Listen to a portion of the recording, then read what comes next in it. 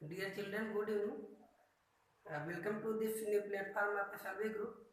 हम अपने after classes की मदद से, जहाँ मैं पार्ट टाइम कोचिंग पढ़ाया करता था, ये वीडियो शूट करके आप तक पहुँचा रहा हूँ ताकि हमारी जो क्वालिटी एजुकेशन थी वो किसी भी तरह से बाधित ना हो।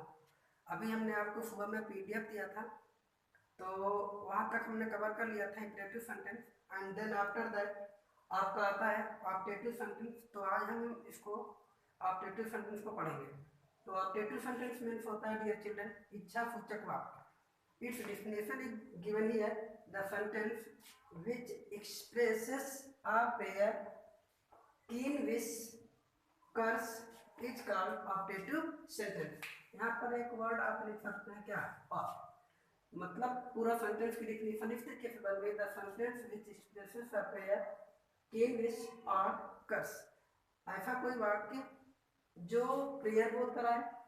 प्रेयर मीन्स यहाँ पर हमने हिंदी में लिखा हुआ है आपका प्रार्थना। कीन विश मतलब होती है तीव्र इच्छा, क्योंकि कीन एक वर्ड ही अपने आप में जिसकी मीनिंग होती है सूक्ष्म या तेज।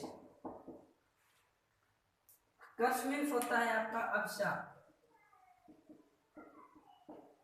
तो इंपरेटिव सेंटेंस की हिंदी में आप डेफिनेशन देख सकते हैं कि ऑब्जेक्टिव सेंटेंस है प्रार्थना, विश अथवा कर्स आदि का भाव व्यक्त करता है। ये ऑब्जेक्टिव सेंटेंस इतनी जो फीलिंग्स लिखी है मन की, ये भावनाएं व्यक्त होती है।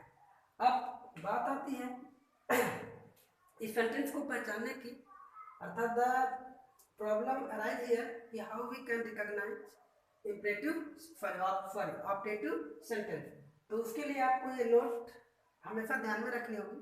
It means you have to always keep in your mind this kind of sentence generally starts with may and wish, but sometimes may remains hidden। अर्थात ये कहना चाहता है कि इस तरह के वाक्य जो होते हैं वो जनरली मे से अथवा फिर विश से शुरू होते हैं, बट समटाइम्स जो ये मे वर्ड है ये कभी कभी अंडरस्टूड हो जाता है या हिडन हो जाता है। हिडन की जो मीनिंग होती है, हाइड की ये मीनिंग है सेकेंड फॉर्म, या आप इसे थर्ड फॉर्म में भी कह सकते हैं, क्योंकि हाइड मीन्स होता है छिपना। तो इसी की ये सेकेंड फॉर्म लिखी हुई है हिडन। तो आप कहना ये चाहता है कि इंपरेटिव सेंटेंस जो स्टार्ट होता है वो जनरली मे से स्टार्ट होता है या फिर विश से स्टार्ट होता है, बट समटाइम्स क्या होता है कि मे जो होता है वो हिडन होता है, ये छिपा हुआ रहता है। जैसे आप एग्जाम्पल देख सकते हैं इसका कि wish you are happy, wish you a happy journey, या wish you a happy married life. Next example is given here कि wish you a happy journey, may you live long, God bless you. यहाँ पर बच्चों आपके लिए 3 example है समझने के लिए कि आप ऑब्जेक्टिव सेंटेंस को अच्छे से समझ सकते हो। बट आपको सेकेंड नेक्स्ट जो चीज ध्यान में रखनी है, तो कह रहा है कि you should keep in mind that subject of objective sentence either you और गॉड। कहना कि you should keep in mind, आपको ध्यान रखना है कि that the subject of objective sentence is either you और गॉड। या तो ऑब्जेक्टिव सेंटेंस का सब्जेक्ट यू होता है या फिर इसका सब्जेक्ट क्या होता है, गॉड होता है। जैसे सपोज मान लो आपने यहाँ पर लिखा है क्या, मैं। आप जानते हैं कि मैं एक मॉडल ऑग्ज़िलरी वर्ब के अंतर्गत आती है, तो देन आपका यहाँ जो सब्जेक्ट है वो क्या है, यू है, और यहाँ पर जो सब्जेक्ट है आपका क्या है, गॉड है। और आपको इसके प्रीवियस में जो हमने आपको फर्स्ट इंस्ट्रक्शन दिया था उसमें बताया था कि कभी कभी क्या होता है कि मैं जो वर्ड होता है वो, या फिर जो विश होते हैं वो, मैं जो वर्ड होता है वो हिडन होता है। तो यहाँ पर आप देख रहे हैं कि इसमें सिर्फ लिखा कि God bless you. You can write this sentence like this: May God bless you।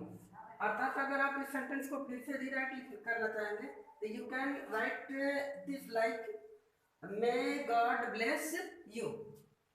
And जो थर्ड मोर इम्पोर्टेंट चीज है, आप इसमें देखेंगे कि ये कह रहा है कि in the end of the sentence, इस सेंटेंस के अंत में मार्क्स ऑफ इंटरजेक्शन जो इस तरह का मार्क होता है इज गिवन।